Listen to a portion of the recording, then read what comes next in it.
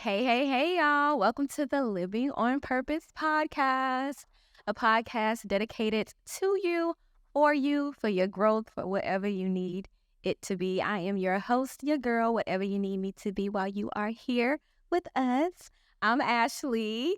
Today we have Koca. Hi, guys. Koca is a mental health advocate who is basically changing the norm around mental health, and I absolutely love that. Thank you. And I love what you're doing. I love what you're doing on your platform around spreading awareness for mental health and ultimately empowering others. That is substantial to me. So I really love what you're doing out there in the street. Oh, in the street. You know what? It wasn't even easy either because didn't nobody want to hear it. Mental health has not been something that people have prioritized. And so when I started, I was discouraged. So the fact that I'm here right now, I'm very, very satisfied. I feel very proud. And I just want to thank you. Well, thank you. Thank you for being here. Thank you for spreading a positive message and a message that is very much so needed out here today. So let's just go ahead and jump right on into things, right? So can you share about your journey or just your journey period, and how you become a mental health advocate and an advocate just for mental health, mental well-being?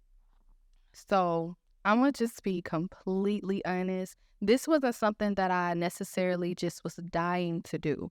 I ended up getting diagnosed with borderline personality disorder, and I went online trying to figure out things about what does this mean for me now. And I couldn't find nothing.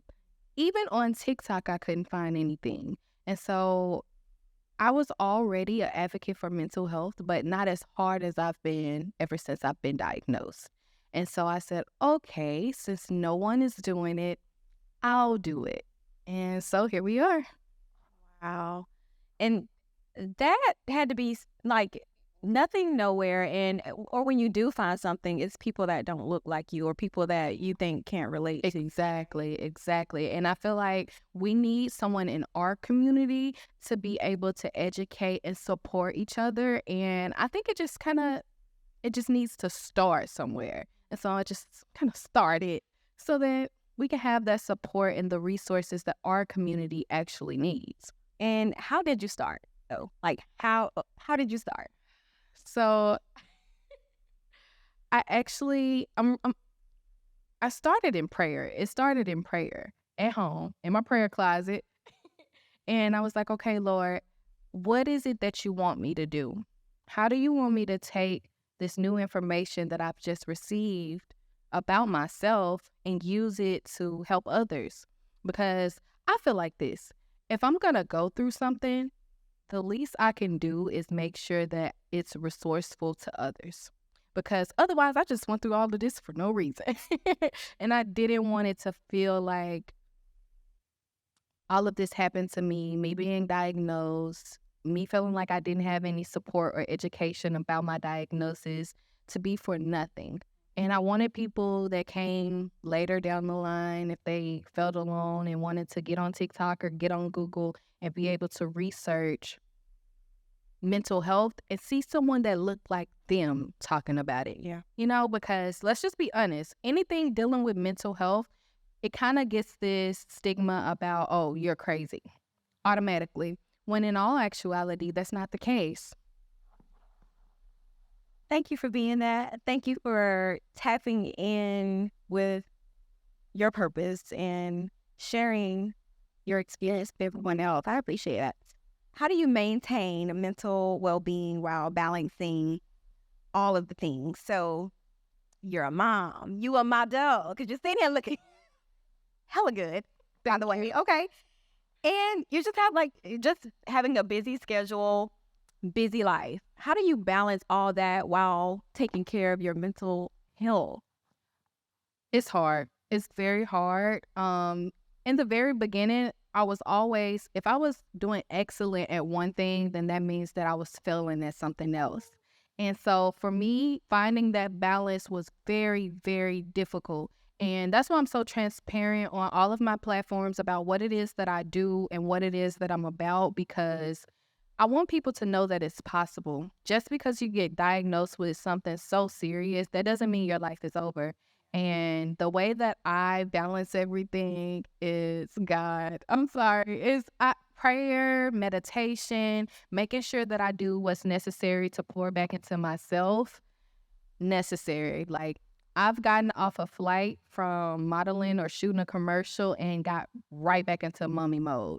Making pancakes with letters with their names, like overdrive, putting in that extra work and just making sure that I stay grounded and making sure that I'm pouring into myself, because I pour into so many people and I have such a large platform that it's just very important to me that I take care of me. And so that's really how I balance it, just making sure that I'm doing what I need to do for myself.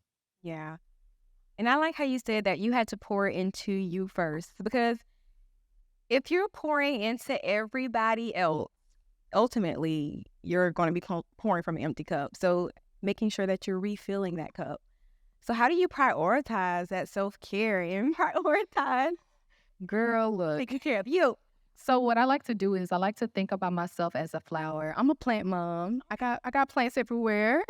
And I like to think of myself as a flower. So I know that a flower needs water. She needs sunlight. And so those are the things that I make sure that I also get. So that's the number one thing. But the number one thing that I do is I make sure that when I wake up, as soon as my eyes peel open, I say thank you. Thank you, because without him, I wouldn't be sitting right here right now, because the thing is, you can allow the enemy to attack your mind. That's the only thing he can do, is make you believe that you're not worthy.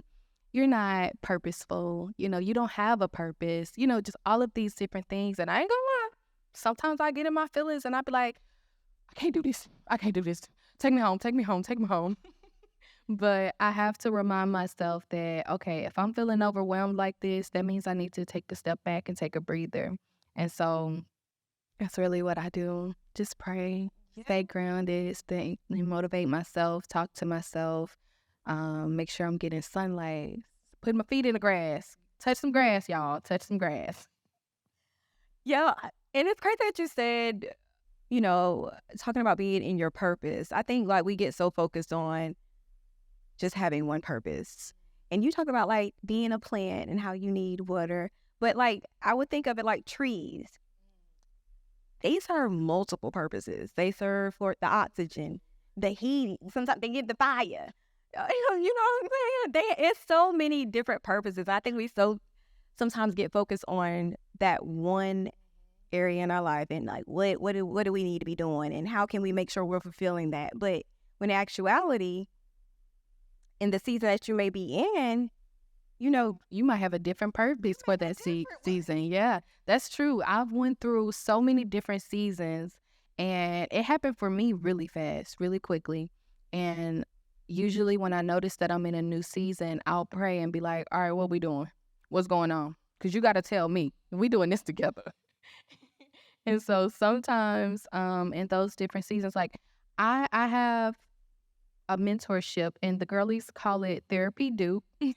And it's 100% free. I'm certified in mental health studies, so I use my education to help others, and it's, like I said, 100% free.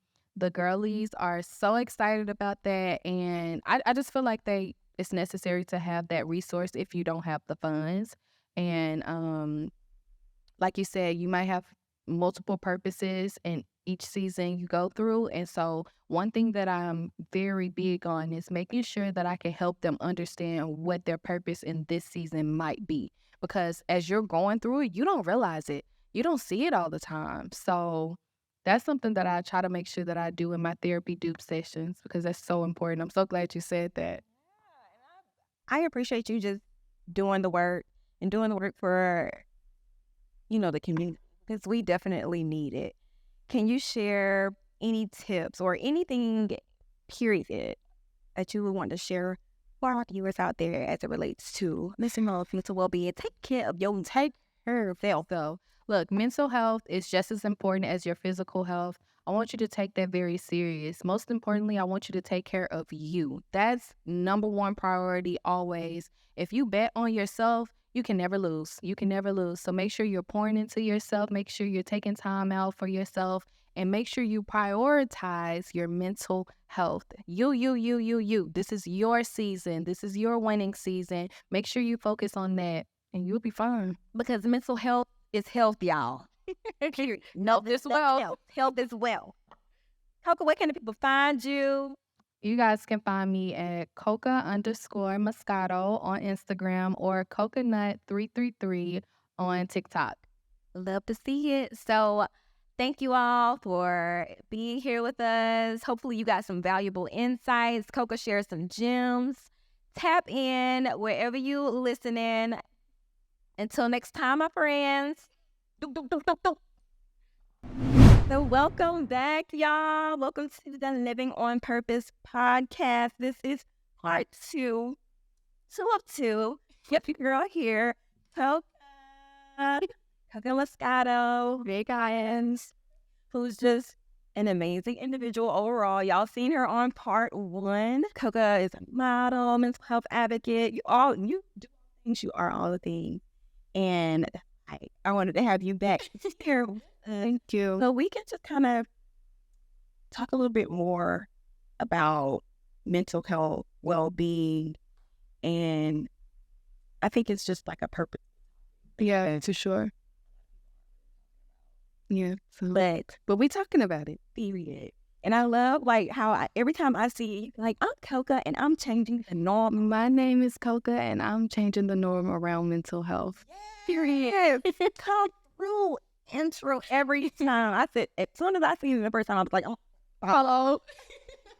And I'm so glad that everybody is like, it's ringing in their heads. And that's what I wanted when I came up with that like little slogan for myself, for my brand, because I want people to be able to not only associate mental health with me, but also know that it's not like only a medical topic. Like that's not just something you talk about or that you care about privately, you know? So that's why I wanted to come up with something that was a little fun. And my viewers we have an inside joke where it's like, my name is Koca and I'm a bad bitch.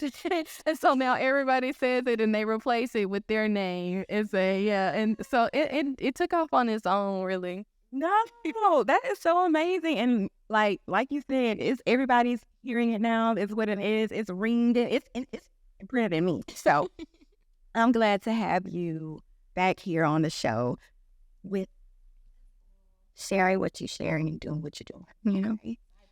Thank you. Thank you for having me here. Like I said, this is something that I really, truly care about. This isn't something that I'm just talking about, going all around just speaking about. This is something that's really, truly important to me. And this is personal. Y'all just kind of, going through it with me. But this is something that I truly feel like I want my people to know that you got to take your mental health serious. You got to. It's not oh, maybe you should. No, you need to. We gotta do this right now.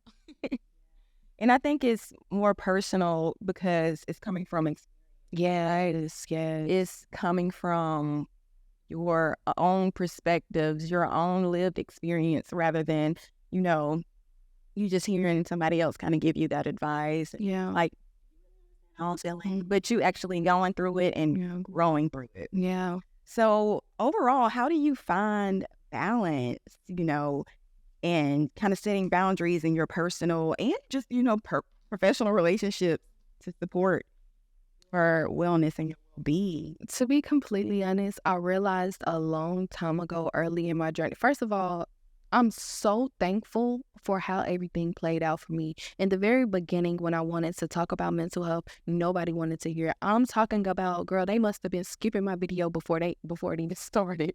I was not getting any attention about mental health.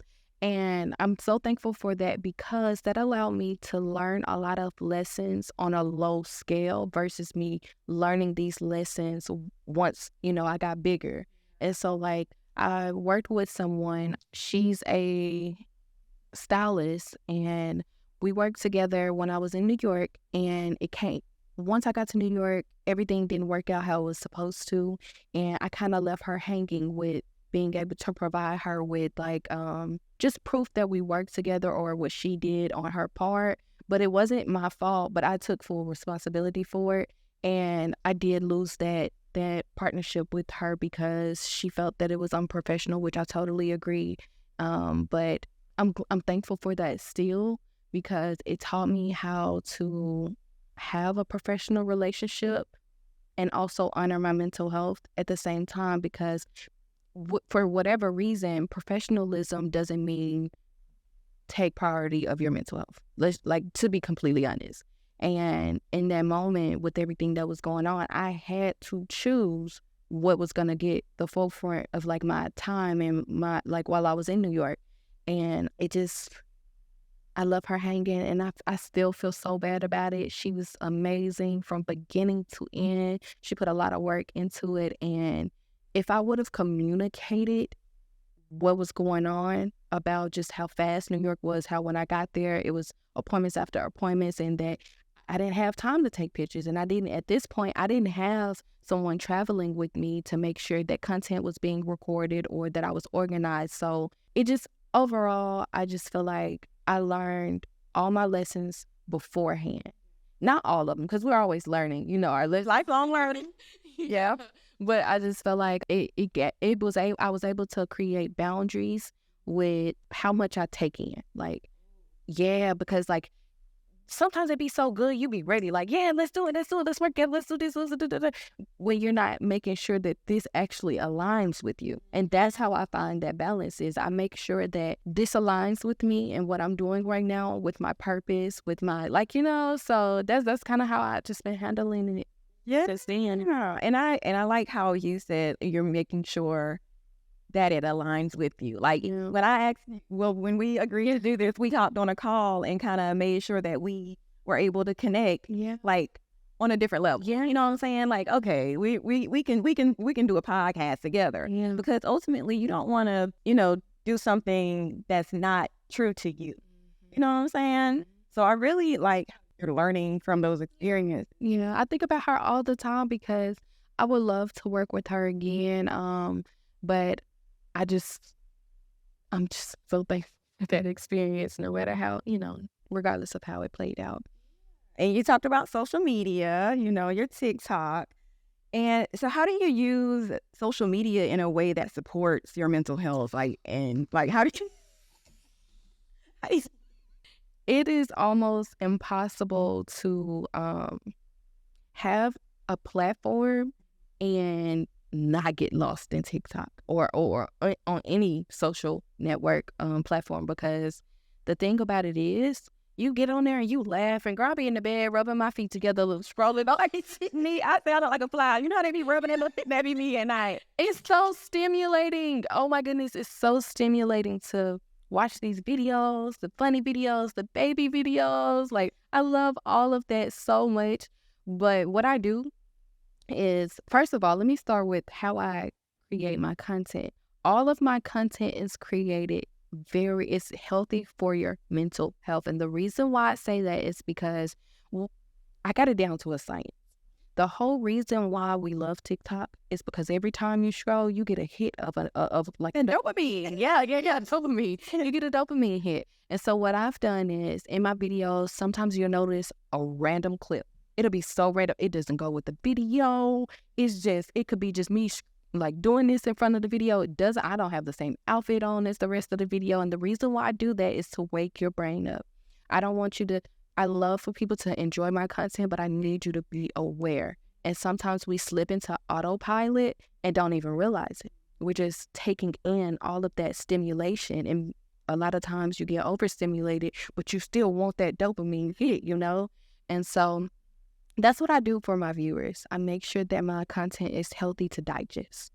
Yeah, for your mental. We are doing a class because I'm gonna need to take a class because it's like I don't know what's going on social media. I'm just like, You just deal. I don't even put out that number. I don't know what's going on, but it's like the content that I want to put out is purposeful content, and I'm like, how do I do that in a way that supports and that is true to me, but also that somebody can get value from. Like, I say this all the time. I really don't like the hypothetical, opinionated podcast. Like, if you're going to go 50-50, what you going to do? I don't care about that. Like, what are we watching? What are we doing here? I want to do something where, like how you said that you giving something to the people, but you're giving them something of value. Yeah. Ultimately. Yeah, because like one what's her name? Mama Ty, shout out to her. Oh yeah, Mama Ty. Love you. But she had made a video about her favorite TikTokers. And now since that video, other TikTokers have shouted me out. They're like, here's my TikToker, my favorite TikToker, and then I'm somewhere in the mix of that video.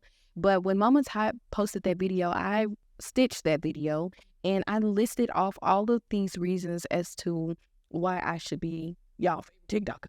And one of those reasons was because how connected I am with like just my viewers. Like, I like to be very transparent because a lot of people try to act like they don't have certain things going on. And that's okay because everything not for social media for sure. But I like to make sure that I'm transparent enough to where if you are going through something, you don't feel alone, because that's the number one thing that is killing our community, is that there's no transparency or no examples as to what's normal and then what's not normal. Because even like just when I talk about my mental health, I have days where I'm angry, I'm crying. Just before I got down here, I broke everything that was breakable in my room. I had a moment, and it just is what it is. I got to work through my anger to learn how to get that out in a better, healthier way. But if nobody talked about what their emotions feel like, you can't help them. You can't even direct them in a different way. Like, how about instead of breaking everything in your room, we get you some stress balls, baby. Let's try something else, and I love that because I want them to be able to have a connection with me, because this, like I said, this is personal for me. Finding what works ultimately for you. Honestly, it's all about trial and error, trying new things and seeing what fits for you, because a lot of times when it relates to mental health and mental well-being, what we're given is westernized, Western, treatments and things that are taught, from that standpoint, rather than, African Americans, we're real big on community. Yeah. And we need one another. Yeah. And like you said, we need you to talk about what you're feeling and how you're feeling. And I'm no mind reader. Yeah, exactly. And so like the whole reason why I brought up Mama Ty is because Mama Ty is going through a lot right now.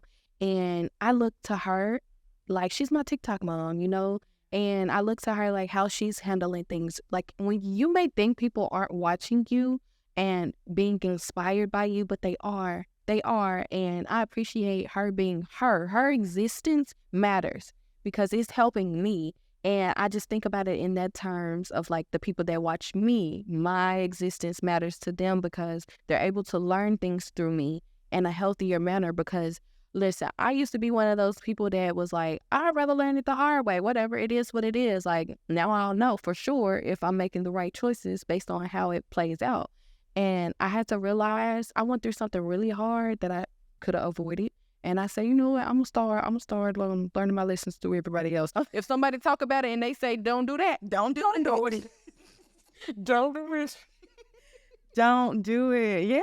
I mean, and people are sharing that for you to, with hopes for you to not do what they did, Yeah. It's like the old people, like, you know how you got that uncle that want to sit with his beard or whatever, his gin, whatever. That's my daddy.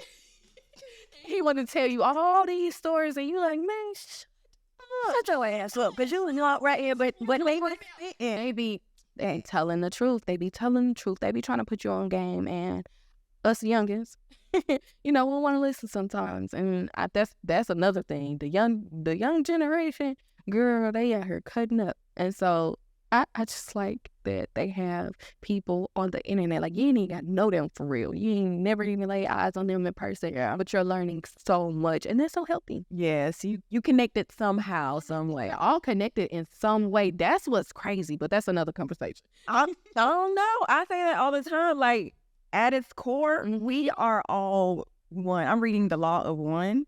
Okay. We are Literally. Yeah. one. So Sure. you own it right now. I'm telling you. So what is one thing that you wish more people understood about mental health and I wish more people understood that, and this is going to sound like, what's the word? It's going to sound like I'm contradicting myself when I say this, but just bear with me. I wish more people understood that mental health, like healthy coping skills, is not one size fit all. And although you can kind of try all of these different things, that's kind of the beauty of it, trying multiple things to see what works best for you. I feel like that is it, because every time you're diagnosed with something, or not every time, but when you're diagnosed with something, they kind of got a one size fits all mentality with Western medication and talk therapy. Now, I don't even think people realize how many other therapies there are. You don't have a lot of people say therapy doesn't work for me, or a lot of people are open to therapy, and that's because, I'm sorry, I had to slow down. I felt my ADHD had me almost saying everything in my brain at once. We hear, okay. That's just no.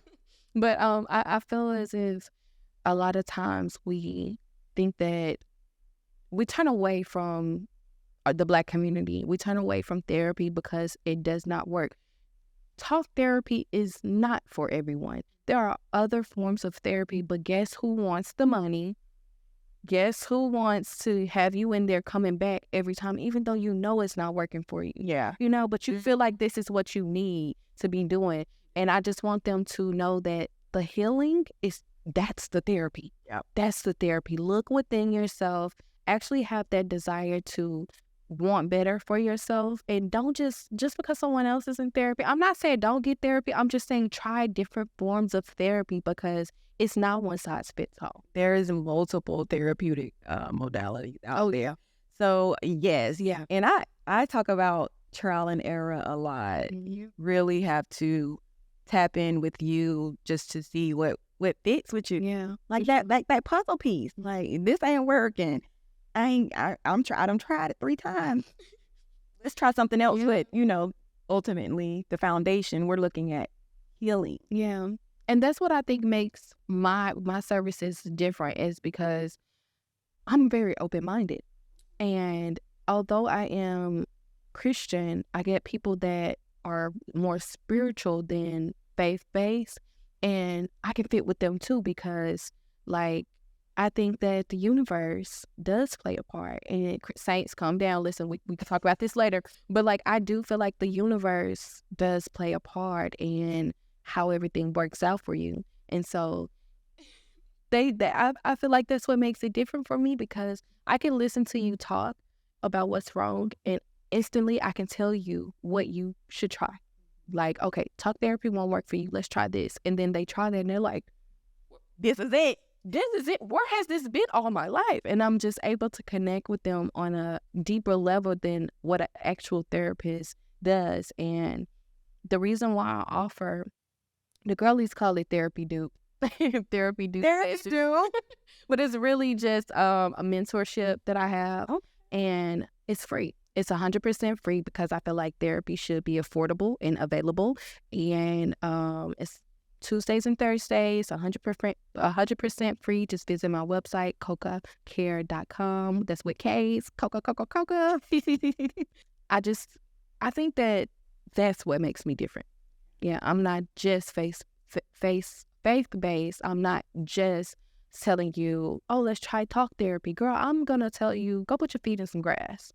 Go in the forest, wherever it's tree, and scream. Like, try these different things that fit you, because you have to meet people where they are. And I think the professionalism of how therapy, goes, kind of, it can't get to you as much as you need it to. And it makes you feel like you're paying someone to listen to you, I'm sorry, I just went on. No, I absolutely love what you're doing, and how you're just pouring back into, the community. Yeah, thank you. And being that vessel. Thank you. And watering your seed.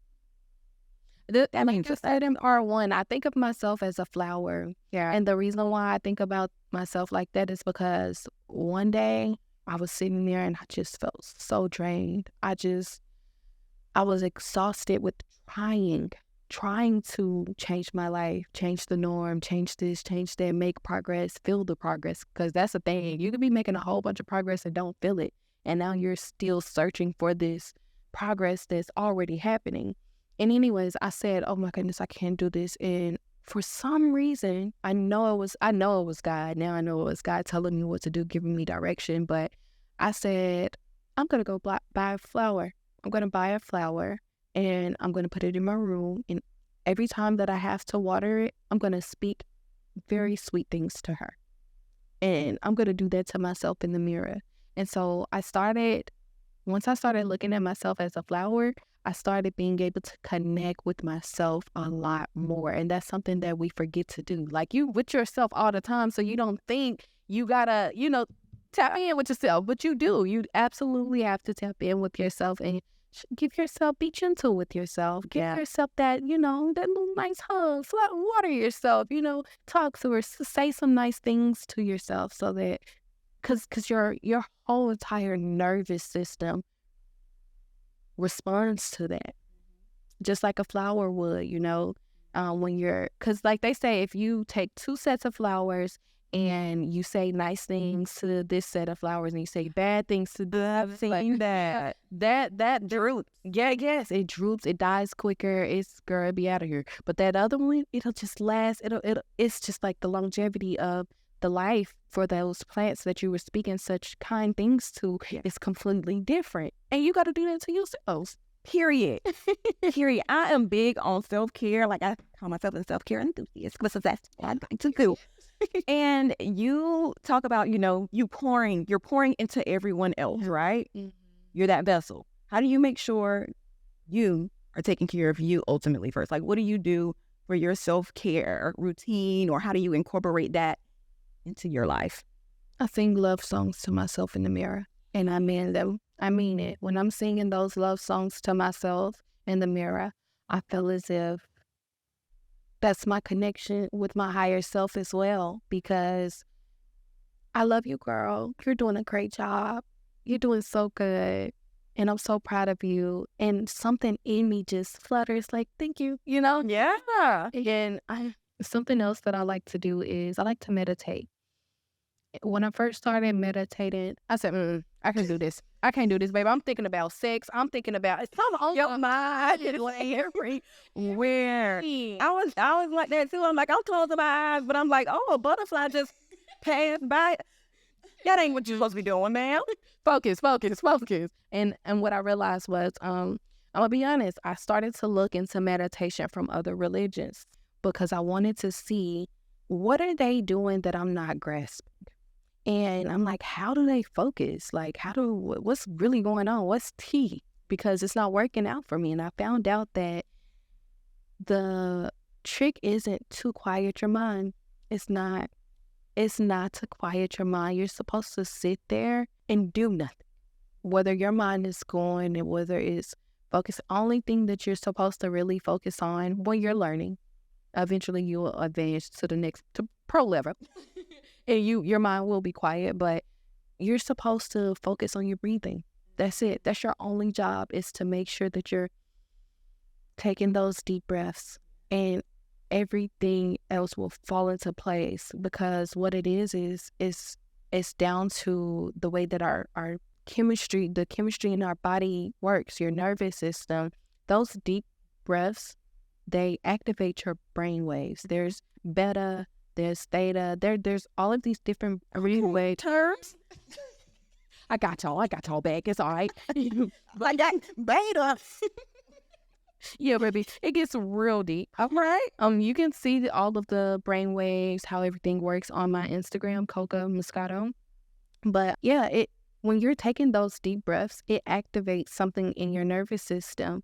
And that's where the meditation comes into play. It resets your nervous system. Every time you go through these series of breathing techniques, these patterns, that's what resets your nervous system to allow you to be able to focus in on your mind and quiet it, and it soothes you as well. So yeah, I got a lot of little tips. I think we need to have guided meditations with Koca. I think we should do just, you know what I'm saying? Girl, so we're gonna be. I want to do a deep breathing exercise right now. You know what I'm saying? I think that is what we need to be doing. That is a fantastic idea, because you would be surprised at how many, well, maybe you wouldn't, but people don't know how to breathe. Me. It was me who did not know how to breathe, Koca.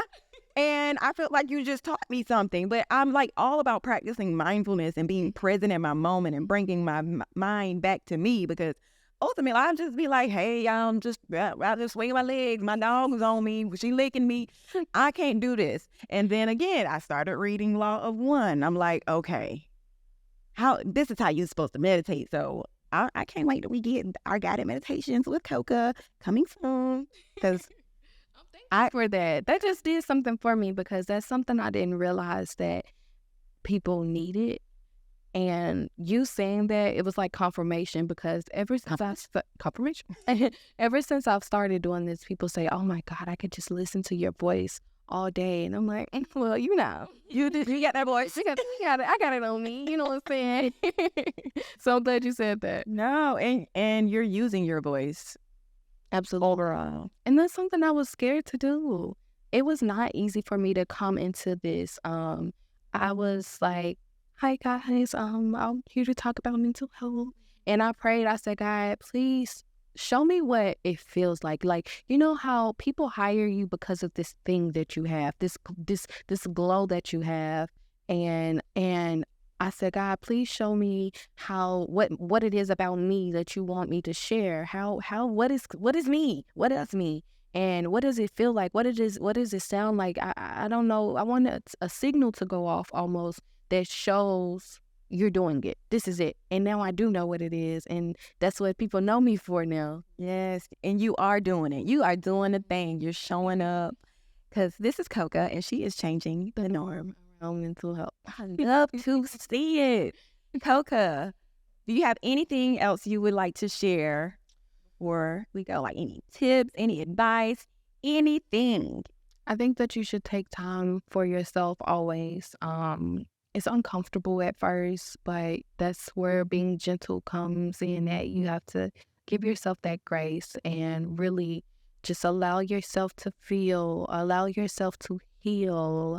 Look for that, because that's where it all starts. It's not a right or wrong way to do it. It's about what works for you, and that becomes the right way. Just write down your goals. I want you to write down your goals, because a lot of times we like, no, I got everything. I wasn't it? Still flow. Just take the time that you need and be gentle with yourself and allow yourself to heal. Everything won't work for you. You have to create your normal, create what it is that you need. And I know you may not know where to start. That is the hard part, but that's where you have to be dedicated to seeing your success. Write those things down that you want to happen in your life. Even if you don't desire to run a business, because running a business is not for everyone, but write your goals down as if your life is a business. Write it down, take it serious, and every time something happens, check it off. Start off small. You wanna take those grocery store days. I love grocery shopping. Other people hate it. I love it. I'm not taking the kids with me. I'm gonna look at all the cool stuff in Trader Joe's. Shout out to Trader Joe's. Come on now. Just find that, romanticize your life. Look for little pockets of happiness in your life and keep up with it like it's a routine. Like I said, I love grocery shopping, so I like to make sure that that's something that I do often. Instead of Instacarting my groceries to me, I like to actually go. And so find the things that you like. Also, if you don't know what your purpose is, I'm going to put you on real quick. I want you to think about what it was that you were passionate about when you were a child. When you were a child, if you love to dance, revisit that. If you love to draw and you don't draw anymore because maybe you got bills to pay and you got to go to work and you got to take care of the kids and you got to cook and you got to clean, make time to draw. If you love to write stories and stuff, find a way to make that a hobby, or even something like if you want to create content, you could tell stories through your videos. You don't even have to show your face. You could just record scenery videos and then put your voice over those videos. Like, you have so many options. Just revisit what it was that you were passionate about as a child. And I promise you, your life's purpose will come to you.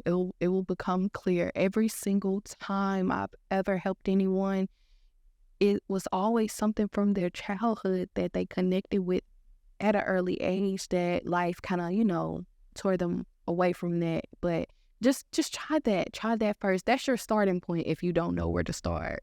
Yeah. Ultimately, we have all the tools and resources that we need within us. And I think we sometimes try to look outside of that instead of coming back into, you got everything that you need within. Start there first. Yeah. And I want you to go ahead and grieve, whatever it is, relationship, friendship, mommy issues, daddy issues. You feel like you're not where you want to be in life. You feel like you don't know what your purpose is. You feel like you don't have a purpose. Just grieve it, cry about it, release. Do not hold that stuff in, because I know us as Black women, we feel like we have to be strong because we got shit to do. But, go ahead and cry, girl. It's all right. Take time to make that a habit. Girl, I don't care if you give it your girls every weekend, every month, once a month, to have a little crying session. It's necessary, because that release is what's going to save you. It's going to save you so much trouble. I had spit. I can't wait till we get our guided meditations, because I'm going to be the first one streaming it. So thank you so much, Koca, for coming back on for part 2 and just dropping gem at the gem. I know y'all got something valuable out of this. I know y'all gained something. I really hope you do. And take that with you, share it, do what you got to do, but do it for you, boo. There you go. Okay? Thank you.